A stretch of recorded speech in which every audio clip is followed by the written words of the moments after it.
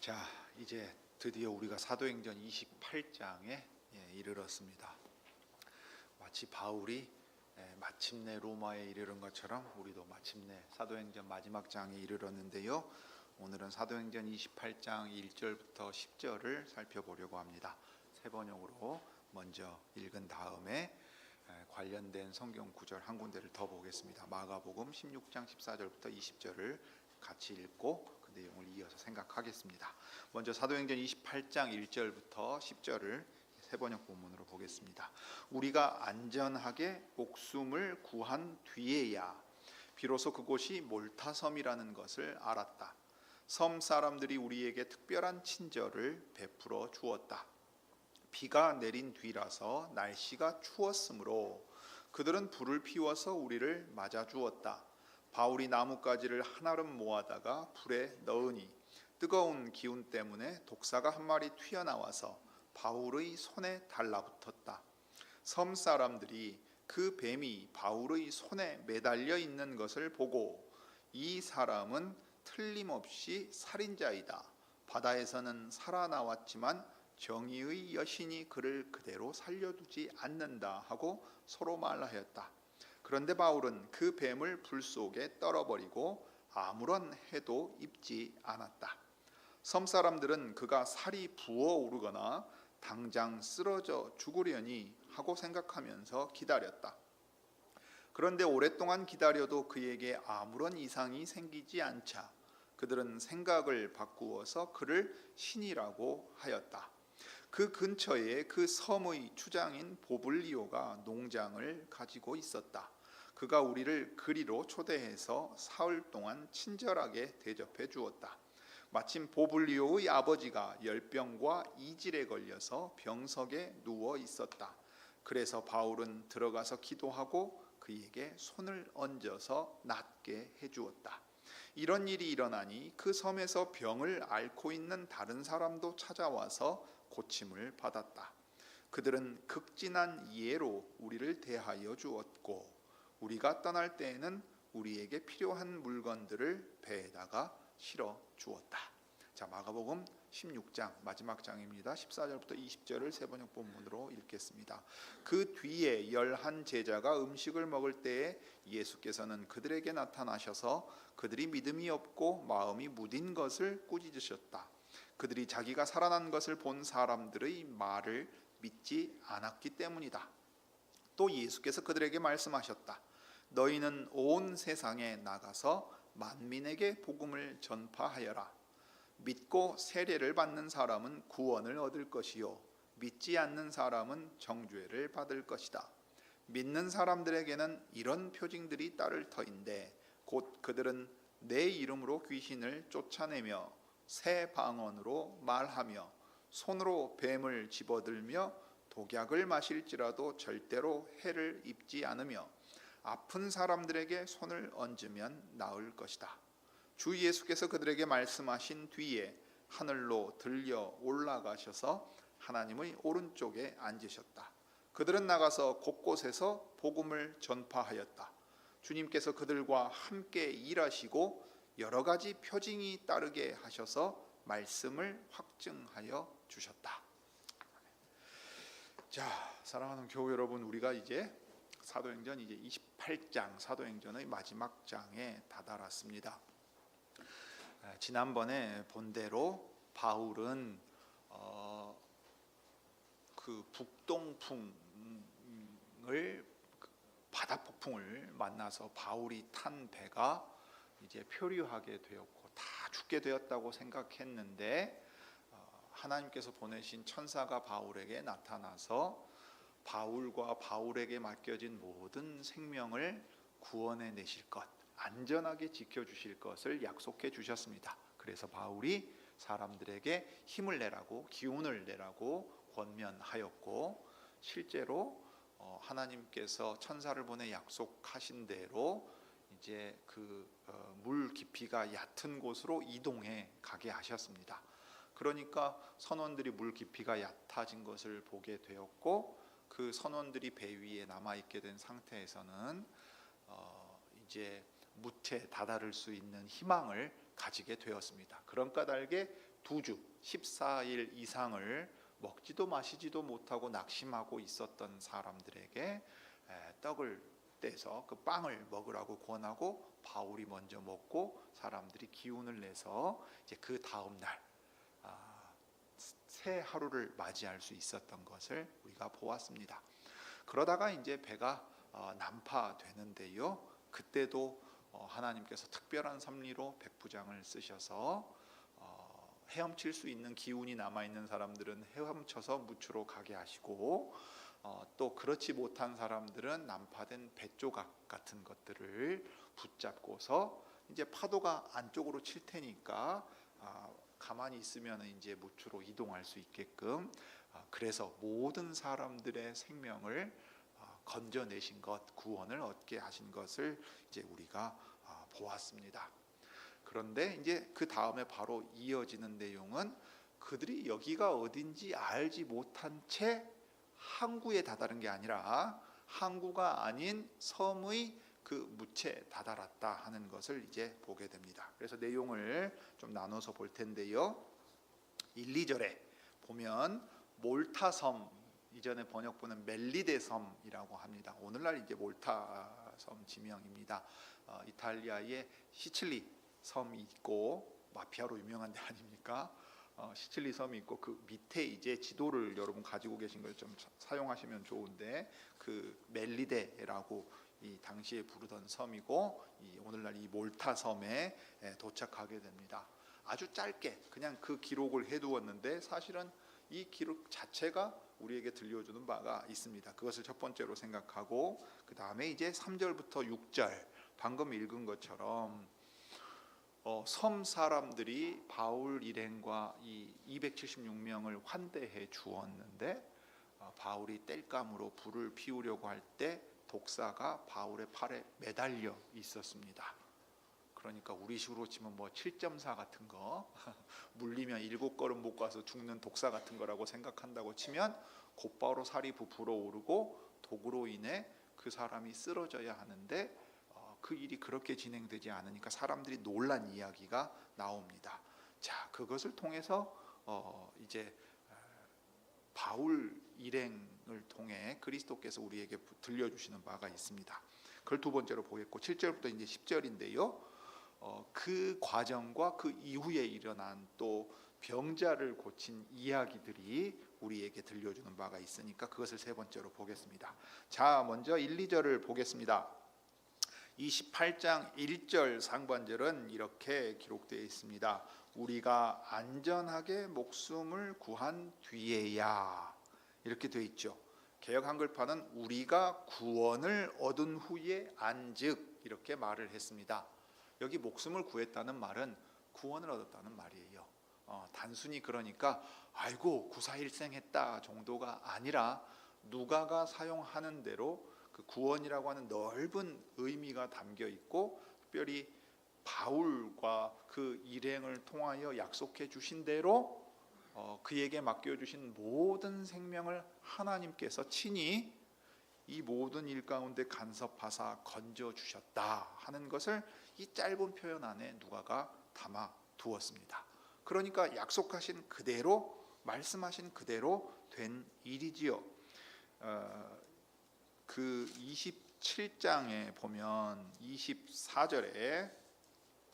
27장 24절 같은 경우에도 보면 바울이 말한 내용이 나오죠. 밤에 내가 섬기는 하나님의 천사가 나타나서 이렇게 말합니다. 바울아, 두려워하지 말아라. 너는 반드시 황제 앞에 서야 한다. 보아라, 하나님께서는 너와 함께 타고 가는 모든 사람의 안전을 너에게 맡겨주셨다 말씀하셨습니다.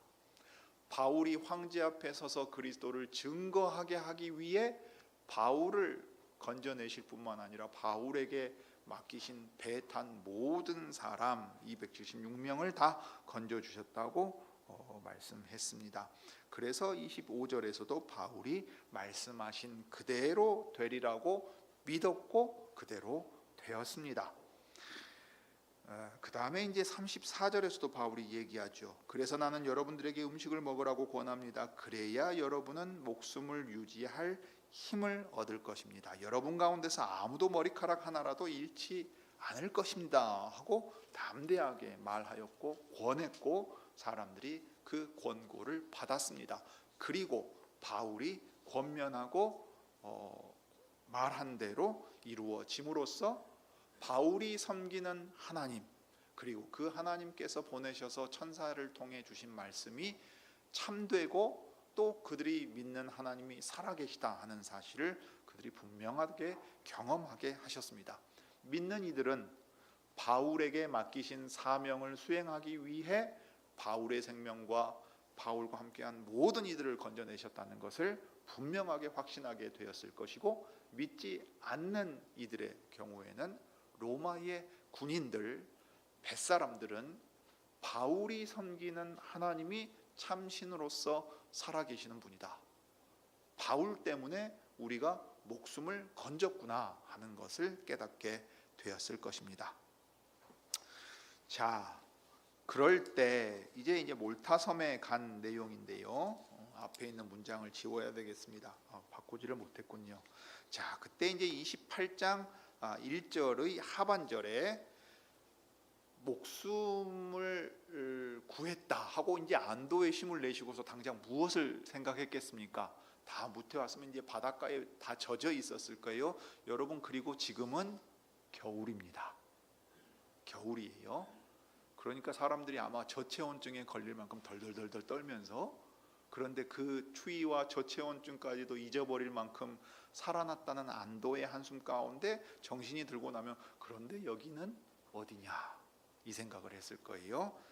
그런데 비로소 이제 여기가 어딘가 둘러보니까 좀 아는 곳 같이 보이는 거예요. 왜냐하면 뱃사람들은 이제 이탈리아 반도로 항해하던 사람들이 있었을 거고, 그 밑에 이 멜리데, 몰타라고 하는 섬에 들른 경우들도 있어요. 실제로 28장에 보면 여기서 석 달을 지내고 이제 이탈리아 반도를 향하여 가는데요, 그때 이 섬에서 겨울을 보내기 위해 와 있던 배가 있었습니다. 그러니까 무슨 얘기죠? 적어도 뱃사람들은 여기를 둘러보면 항구에 도착한 것은 아니어서 정확하게 처음에는 경황이 없어 파악을 못하지만 어딘지를 알아볼 수 있었던 거예요. 아, 여기 멜리데구나, 오늘날 부르는 이름으로 몰타구나. 그러면 저쪽에 항구가 있고 겨울을 보내기 위해서 배들이 여기에 정박해 있는 경우들이 있다. 그러면 우리가 그곳에 도착하기만 한다면 정말로 여기서 안전하게 우리의 목숨을 건질 뿐만 아니라 우리가 원래 가려고 했던 곳으로 갈 수 있다 하고 생각하게 되는 거지요. 그럼 로마의 군인들에게 이게 왜 중요합니까? 자신들의 책임을 면하기 위해서 죄수들을 죽이려고 생각했던 사람들이 그렇게 할 이유가 없지요. 여기가 어딘지 확인이 됐고 안전을 보장받을 계획이 이제 나오고, 그다음에 어디로 이동해야 될지도 생각할 수 있었으니까 죄수들을 이제 죽이지 않고 오히려 이제 그들을 데리고 한국까지 가가지고 배를 타고 가야 된다고 생각하게 되었을 것입니다. 선원들도 자기 살겠다고 도망칠 궁리를 하지는 않겠지요. 무엇보다 바울이 말한 그대로 이루어졌기 때문에 바울과 그 일행의 말은 아주 신뢰를 가지고서 받아들였을 것입니다. 그런데 놀랍게도 여러분, 이 섬의 이름이 그냥 기록되어 있는 게 아닙니다. 이곳은 페니키아 지역의 사람들이 건너와 가지고 정착한 곳이라고 알려져 있습니다. 이 성경에 보면 베니게라고 표현되어 있는 이 페니키아입니다. 그러니까 그 세머 계통, 그 고대 근동의 이 팔레스타인 지역과 아주 연관되어 있는 곳이고, 언어상으로 치면 이스라엘 유대인 출신들의 경우 그 히브리어의 방언격인 아람어를 쓴다고 치면 이 페니키아 사람들의 언어와 통할 수 있는 여지가 있었던 겁니다. 그러니까 지금 그들이 도착한 섬은 사람이 살지 않는 무인도거나 무슨 밀림 속에 원시인들이 살고 있는 곳이 아니었다는 얘기예요. 항구가 있고 배가 다니고 어딘지 알고 있는 섬이었는데, 놀랍게도 그 섬의 이름은 그 지역의 말로 뜻을 생각하면 피난처입니다. 아마도 이 피난처라는 의미는 이 바다 폭풍을 피해서 또는 겨울의 위험한 시기에 머무를 수 있는 피난처라는 의미일 수 있을 겁니다. 그런데 바울 일행에게 있어서 이 피난처라는 말은 매우 뜻깊은 말이지요. 여호와 하나님께서 짐과 배가 손상되었을지라도 바울과 또 바울에게 맡겨진 모든 사람들의 생명은 시편 91편에서 노래한 것처럼 주님의 날개 그늘 아래 품어주셔서 피난처가 되게 하시는 것으로 그들은 생각했을 것입니다. 이 섬이 피난처라는 이름이 그냥 붙어있는 이름이 아니다.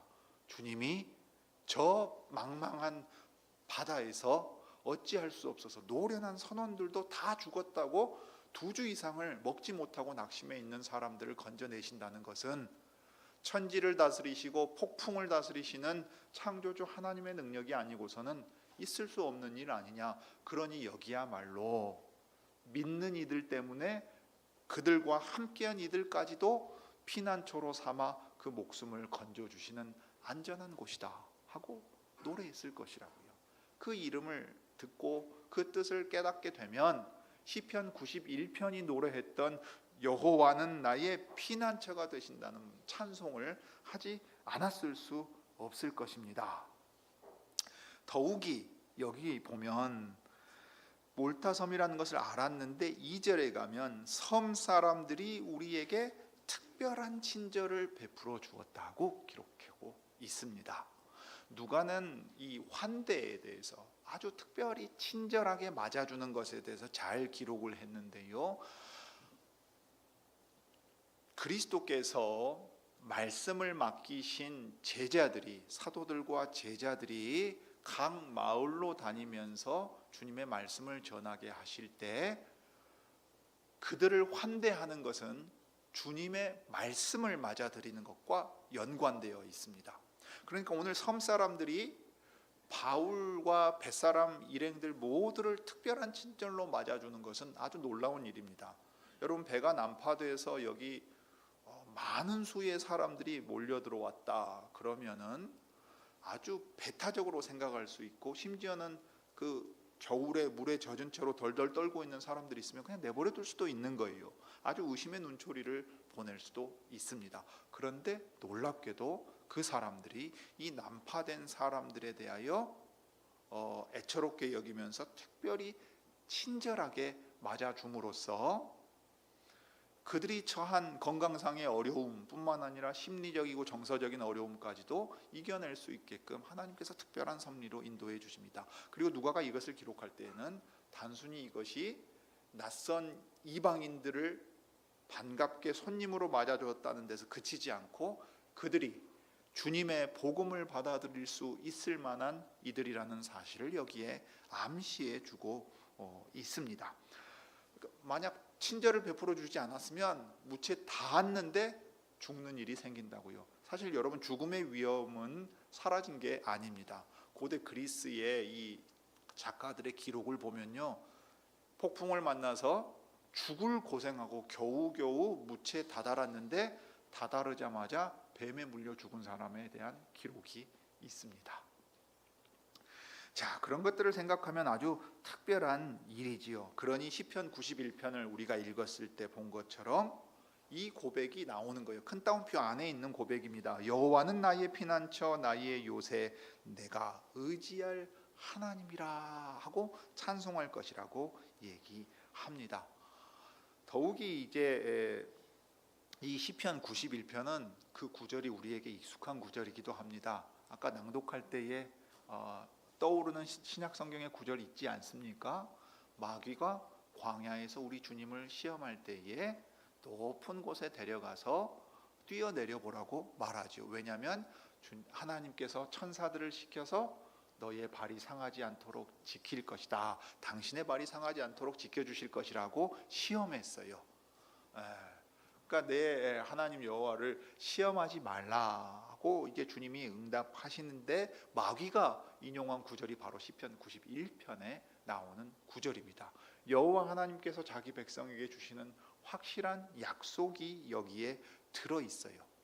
그래서 그들을 지킬 때의 피난처로서 죽음의 위협에서 그 죽임당하지 않게끔 날개로 덮고 지켜주시고 요새와 같이 다른 누구도 침입할 수 없게 만드신다는 것을 보여주십니다. 몰타섬에 다다르면서 특별한 환대를 받게 하신 것을 통해서 하나님께서 우리의 피난처가 되신다는 사실을 바울에게 있어서나 우리에게 있어서 주님은 들려주고 계십니다. 이제 3절부터 6절의 내용을 보지요. 이제 보면 바울은 아주 적극적인 사람입니다. 사람을 먼저 나서서 섬기는 사람이지요. 여러분, 이 정도 상황이 되면 바울이 어떤 대접을 받았을 거라고 기대할 수 있을까요? 적어도 용한 예언자 정도의 대접은 최소한 받지 않겠습니까? 우리의 목숨을 구원받게 해준 우리 생명의 은인 이상의 취급을 받았을 거예요. 그런데 사람들이 덜덜 떨고 있으니까 바울은 어떻게 합니까? 이대로 두면 여기 와서 우리가 죽을 수밖에 없는 아주 위험한 상황이 되니 불을 피워야겠습니다 했어요. 겨울이니까 가지들은 아주 바짝 말라 있었을 겁니다. 불을 피우는 것도 쉬운 일은 아니었을 것 같아요. 그런데 이제 나뭇가지를 모았는데 문제는 한겨울에 뱀이 딱딱 나뭇가지 모양처럼 보였을 테지요. 그 나뭇가지하고 뱀하고 구분도 안 되고 이제 뭐랄까 빨리 이 불을 피워야 된다는 생각에 가지고 와서 불을 피우고 이제 그 현지에 있는 사람들이 불을 피우고 그 가뜩이나 비가 내리고 바다에서 와서 몸이 젖어 떨고 있는 사람들을 이제 몸을 녹이도록 해줄 때 바울도 이제 나서서 나뭇가지를 가져왔던 겁니다. 그런데 그 섬에 있는 뱀, 이 뱀은 그냥 뱀이 아니고요. 여기 길 가다 보면 뭐 사택에 구렁이도 나오고 석곡장 산책하다 보면 뱀 많이 보거든요. 그런 뱀이 아니고 독이 있는 뱀이었습니다. 특별히 이제 이 지역 사람들은 그걸 잘 아는 거죠. 뱀이 튀어나와서 바울을 물었을 뿐만 아니라 아주 독하게 손에 이제 매달려 있었던 것 같습니다.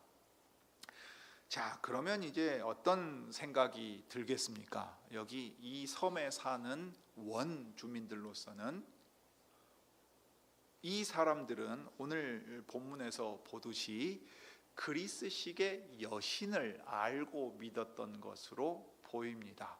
자, 뱃사람들도 지금도 이제 그런 미신적인 거 많이 가지고 있습니다만은 그 항해를 갈 때 항상 어떻게 합니까? 우리로 치면 제사드리잖아요. 제사드립니다. 바다에서 큰 일을 만나지 않게 제사를 드리고요. 바다에서 큰 일을 만나면 어떻게 합니까? 이 일이 무엇 때문에 일어났느냐? 우리가 바다에 신을 노엽게 했느냐? 우리 중에 부정한 자가 있느냐? 이런 얘기 하잖아요. 심청이 얘기뿐만 아니라 저기 누굽니까? 구약에 이제 요나 같은 경우도 당장 나오지 않겠어요? 심지어 뱃사람들은 아주 이 항해할 때 이 부분을 중요하게 생각합니다. 최근에도 배에서 바다에서 뭐 조난 배가 뒤집히거나 조난해서 사망 사고 일어나면요 굿해요. 그리고 그 굿을 안 하고 넘어가면 마을 전체에 영향을 끼친다고 생각해서 그 가족을 따돌립니다. 마을에서 그 정도란 말이에요. 그런데 이 섬 사람들은 어떻게 생각하냐면 바다에서 폭풍을 만났다. 그러면 그 자체로 신이 노여워했다 하고 생각하기 쉽죠. 뱃사람들도 그렇게 생각했을 거예요. 섬 사람들도 그렇게 생각했을 겁니다. 자, 그런데 살아나왔어요. 야, 그러면 특별한 일인 거예요. 특별한 일인데 지금 또 특별한 일이 하나가 생겼어요. 갑자기 독사가 튀어나와서 바울을 물었습니다. 그러니까 이제 그들이 어떻게 말했냐면 이 사람은 틀림없이 살인자다. 죄인이란 말이에요. 죄를 지어서 신이 노여워할 수밖에 없는 사람인데 그 죄의 질이 아주 중범죄여서 살인한 사람, 가장 흉악한 사람임이 틀림없다. 왜냐하면 바다에서 저 어려운 일을 겪고도 살아남게 했지만 반드시 죽여야 된다, 반드시 죽어야 한다는 판결이 내린 중죄인이라. 그러니까 이 일을 처리하는 여신, 이게 디케입니다. 디케. 어떤 이가 책을 써서 뭐 디케의 눈물이라는 말도 썼지요. 법원 앞에 가면 정의의 여신상 있죠. 바로 그 정의의 여신입니다. 눈을 가리고 저울에 달아보아서 누가 죄를 지었는지 안 지었는지를 판단하는 거예요. 그러니까 독사에 물렸으니까 곧 죽게 되잖아요. 그러면 바다에서는 생명을 건졌을지라도 육지에 와서 뱀에게 물려 죽어야 한다면 저것은 정의의 여신이 유죄 판결을 내리고 형벌은 사형에 해당한다고 판단했음이 분명하다라고 말하는 거예요. 그런데 여러분, 이 얘기는 그저 섬 사람들이 우상을 섬기면서 판단하는 내용에 그치지 않습니다. 왜요? 바울의 이 여행 전체를 떠올려 보십시오. 어떻게 해서 시작됐습니까? 유대인들이 성전에서 하나님과 성전, 모세의 율법을 모독한다는 죄로 바울을 로마의 법정에 세우는 데서 시작되었습니다. 그러니까 바울은 지금 유대인에게, 그리고 로마 법정에서 심지어 어딘지 알지 못하는 섬에 갔는데 그 섬에서 그들이 섬기는 정의의 여신의 이름으로 유죄 판결을 받아서 그는 사형을 받아야 한다고 신이 판결을 내린 것처럼 말하고 있다는 말이에요. 그러면 참으로 바울이 죄가 있는 사람인가? 유대인들 앞에서 죄가 있었는가? 바울은 자기를 변호했어요. 죄가 없다고 했어요. 로마의 법정에 서서도 심지어 총독이 바울의 죄가 없다고 생각하고, 그렇지만 황제의 법정에 상소했으니까 보냈어요. 그리고 여기 섬에 사는 사람들은, 이 섬 사람들은 이제 바르바로이라고 불립니다. 왜냐하면 바르바로스라고 하면은 그리스 사람들이 볼 때 그리스 말을 모르고서 뭐라고 하는 사람, 이 말이에요. 뭐라고 하는데 못 알아듣겠어요. 그러니까 이방인이요, 다른 언어를 써요. 그리스어를 쓰지 않는 사람들인 겁니다.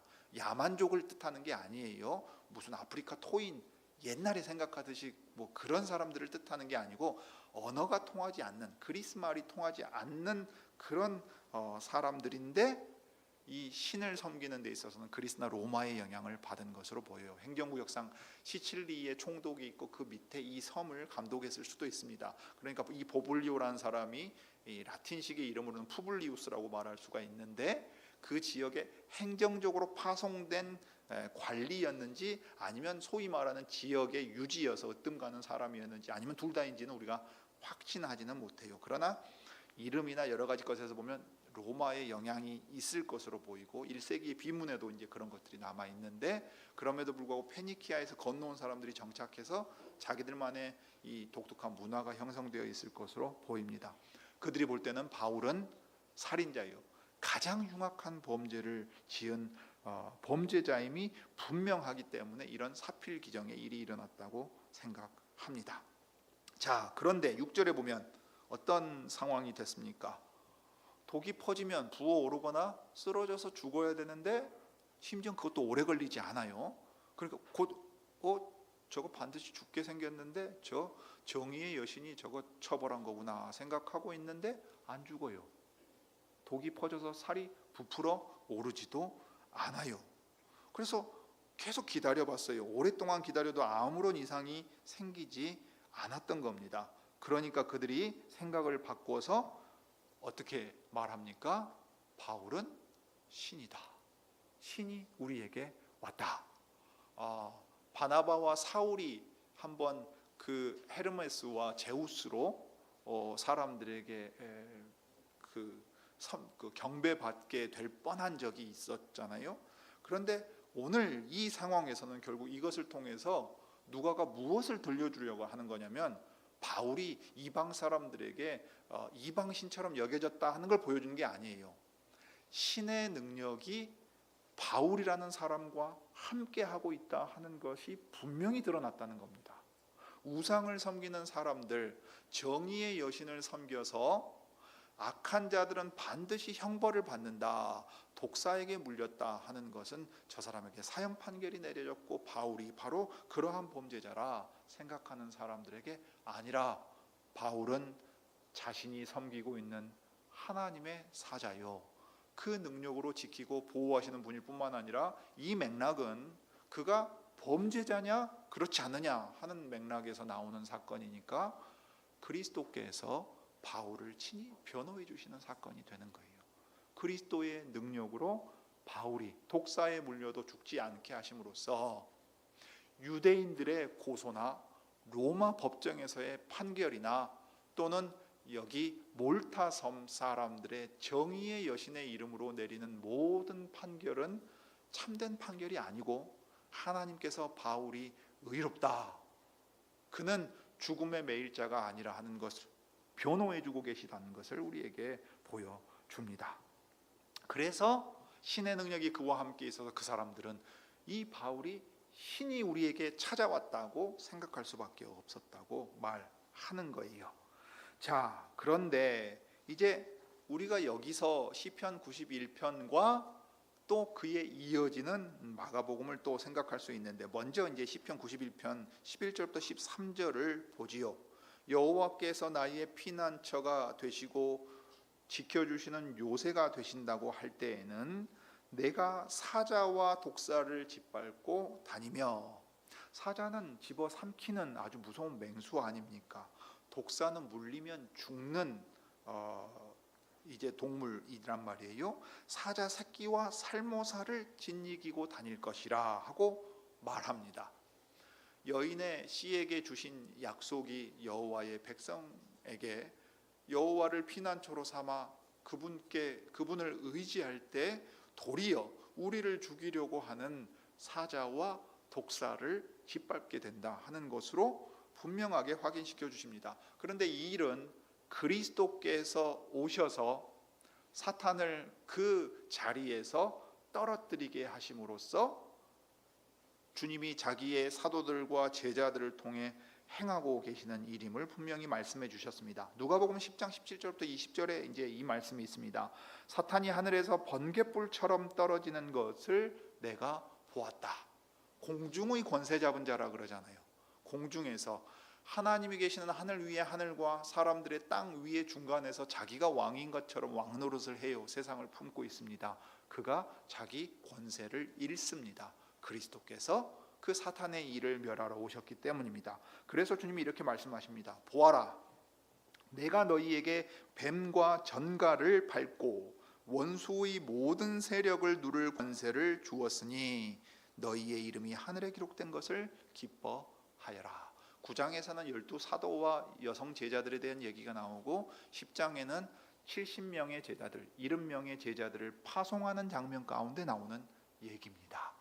주 예수께서 사탄의 권세를 깨부수셨기 때문에 너희가 이제 전갈과 독사를 두려워하지 않고 복음을 전파하고 그리하여 그 복음을 받아들일 수 있는 사람들이 나오게 된다 하는 것을 들려주신 말씀이에요. 그러니까 그 복음을 전하기 위해 보내신 사람들에게 이 약속이 있다 하는 것을 바울이 겪은 이 일을 통해서 분명하게 보여줍니다. 무엇보다 그리스도와 그리스도께서 보내신 성령님이 바울이 의롭다는 것, 그래서 바울을 보내서 복음을 전하게 하신 분이 의롭고 살아계시는 참 하나님이시라는 사실을 증거하게 하셨습니다. 여러분, 이것은 오늘날 우리에게도 마찬가지입니다. 세상 사람들은 우리가 복음을 따라 사는 것이 어리석다고 말해요. 주식시장이 불붙어 있을 때 빚내서라도 우량주, 초강세주에 투자하라고 말해요. 성실하게 일하고 주신 것으로 만족한다고 말하면 세상 물정 그렇게 모르냐고 혀를 찰 겁니다. 남들 다 해먹는 일에 참여하지 않으려고 하나님 앞에 바르게 살려고 하면 이상하게 쳐다볼 거예요. 심지어는 오히려 그런 우리를 죄인 취급할 수도 있어요.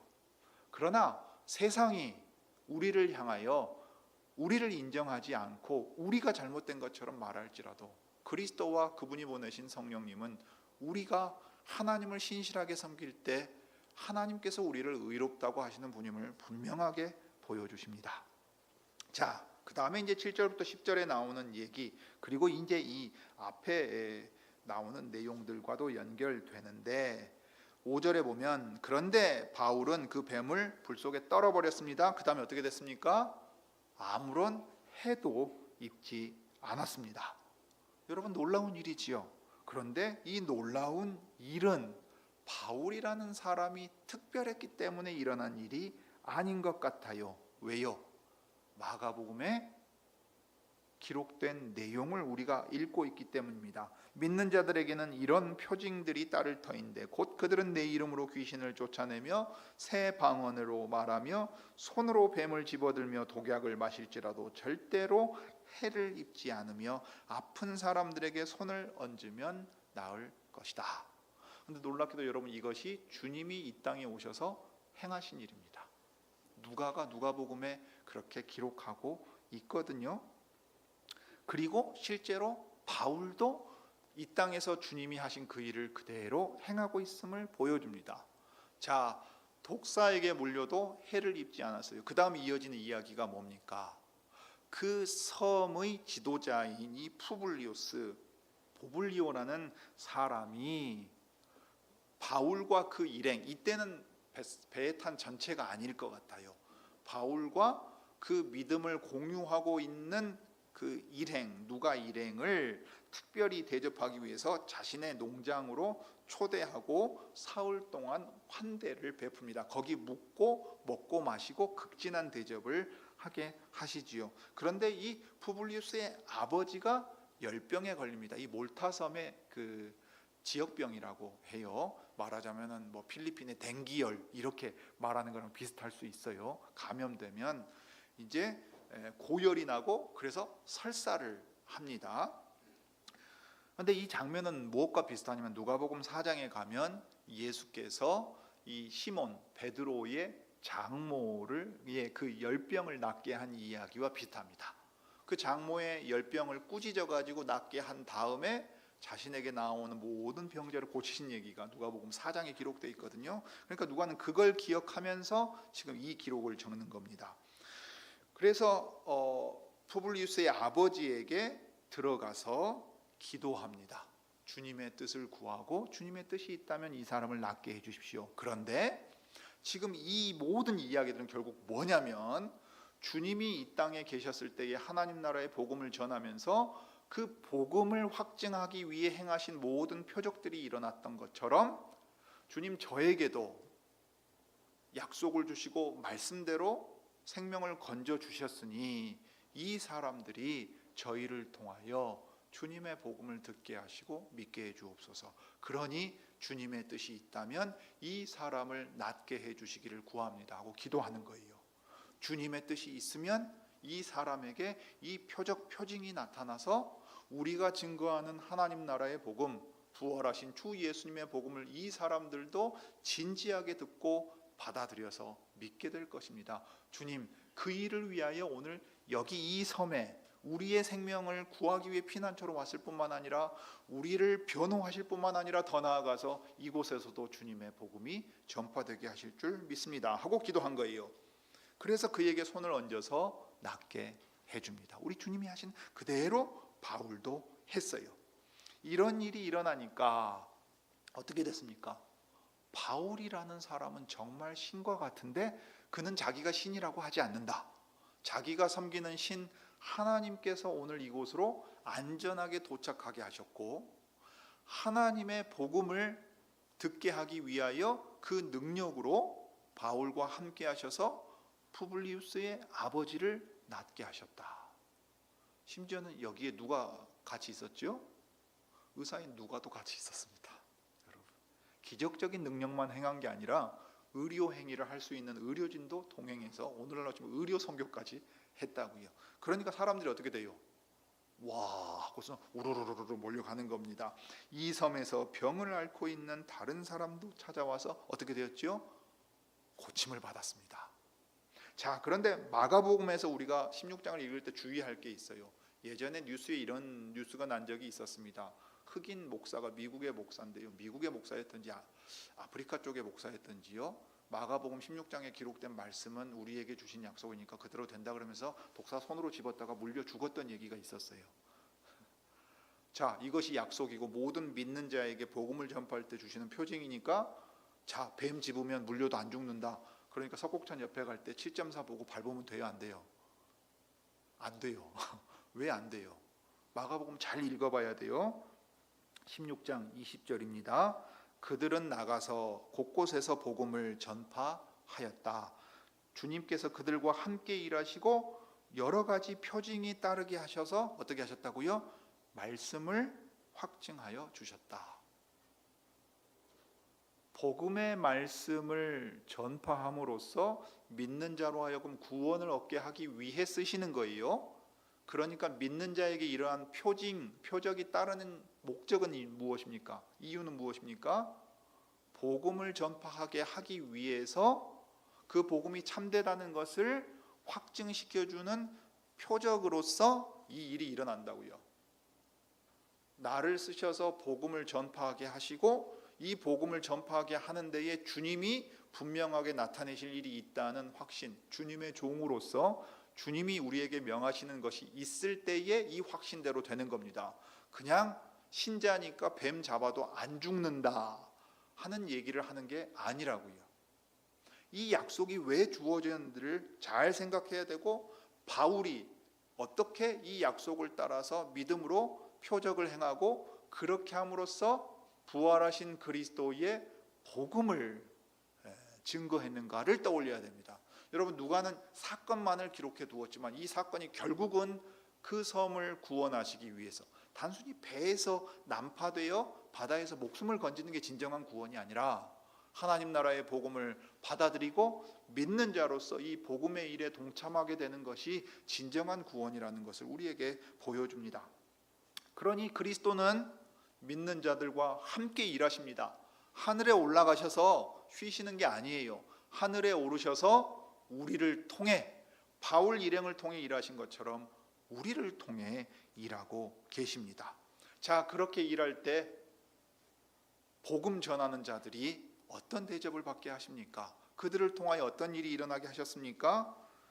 10절을 보십시오. 그들은 극진한 예로 우리를 대하여 주었고, 신과 같은 존재라고 했는데 신은 아니라 그랬어요. 그런데 그들이 섬기는 신이 그들과 함께하는 것이 분명해요. 죽지 않았고요. 그 다음에 병든 자들을 고쳐주었어요. 그 신의 능력이 이 사람들과 함께한다. 그러니 그들이 전하는 말은 참되고 진리다 하는 확신에 이르게 되어서 결국은 말씀을 듣게 한다고요. 그러니까 그 말씀을 들은 사람들이 극진한 명예를 그들에게 돌려줍니다. 여러분, 주님이 사도들을 보낼 때나 70명의 제자들을 보내고 나서 보고받으면서 하시는 말 가운데도 있는 거예요. 이것을 통해서 무엇을 기뻐하라 하십니까? 우리 이름이 하늘에 기록된 것을 기뻐하라 하시는 거예요. 복음 전하는 자가 복음으로 말미암아 살게 하시고 명예를 얻게 하십니다. 세상 가운데서 어려움을 겪기도 해요. 죄인 취급당하기도 합니다. 그러나 그리스도께서 우리를 변호하시고 그리스도께서 우리와 함께 일하시면 우리의 명예도 하나님 안에서 드러나게 하시고 그 일을 통하여 그리스도 자신의 명예를 드러내십니다. 그래서 어떻게 됩니까? 우리가 떠날 때 우리에게 필요한 물건들을 배에다가 실어다 주었다 그랬어요. 별일 아닌 것처럼 기록되어 있죠. 이게 얼마나 중요합니까? 여러분, 짐 다 잃었습니다. 배 다 깨져서 없어졌어요. 생명 겨우 건졌어요. 배는 어떻게 탈 것이고 그들의 사업은 어떻게 될 것입니까? 아무런 보장이 없잖아요. 그런데 놀랍게도 바울과 그 일행들이 그리스도와 함께 하시는 능력을 그들에게 나타내 보여줌으로써 그들에게 필요한 모든 물건을 이 섬 사람들이 할 수만 있으면 최대한 그들의 모든 필요를 채워주기 위해서 하는 거예요. 자, 그러니 주님의 약속하신 대로 되는 거지요. 복음 전하는 자들이 복음 전하는 일에 있어서 염려 없이 주님이 다 행하실 것을 믿고 나가라고 하시는 겁니다. 바울이 로마의 황제의 법정에 설지언정 죄인 취급받을 거 두려워하지 말라고 하세요. 내가 내 곁에 있어서 내 복음을 증거하게 하는 일에 있어서는 그 어떤 것도 장애가 되지 않는다. 도리어 너를 통하여 나타나는 내 능력으로 말미암아 사람들이 너를 높이고 나를 높일 것이다. 너에게 필요한 모든 것도 채워줄 것이다. 너는 세상에서 사람들이 볼 때 저 구금되어 있는 죄인과 같을지라도 네가 전하는 복음, 네가 섬기는 하나님은 살아계셔서 천지를 다스리시는 하나님이시고 결코 그 복음은 매이지 않고 모든 사람에게 전파되어 능력으로 역사할 것이다 보여주십니다. 이 믿음의 약속을 우리도 받았고 우리도 주님의 뜻을 따라 행한다면 주님이 우리를 통해서도 일하실 것입니다. 기도하겠습니다.